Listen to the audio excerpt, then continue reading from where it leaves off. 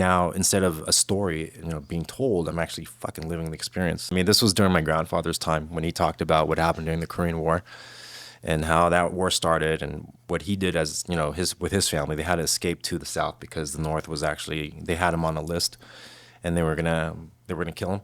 So he had to, take his family and move, take our family, from my mother's side and move to the South. And they had to like flee. So I hear stories like this growing up as a kid.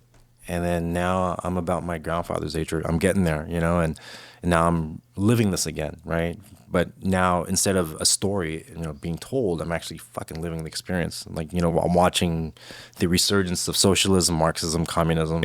To have that view in 2026, it's like, well, it was tried in a bunch of places. One side had food, the other fucking didn't. So like, I don't understand how this is still a conversation. Every argument just needs to devolve to, hey, when the wall fell, who ran which direction? Oh, it's like, you're not going to sit here and tell me that communism is better when two fathers said the best thing for my family to do is to get inside of a homemade wicker basket propelled by a flamethrower and try to escape this shithole.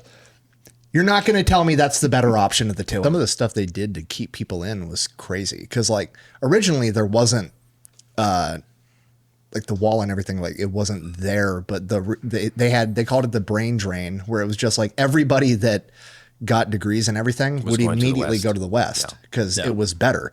And they're like, we can't keep letting this happen. So they put the walls up, and then, people were obviously escaping. And then it got to the point where it was the wall, and then on the other side of it, there was a 15-foot wide sand pit. And then the sand pit wasn't to like stop or slow people down. It was to get the guard in trouble, because then they knew they'd go by and check every morning that, oh, if your sector has fucking footprints through the sand, you let somebody through and didn't shoot them.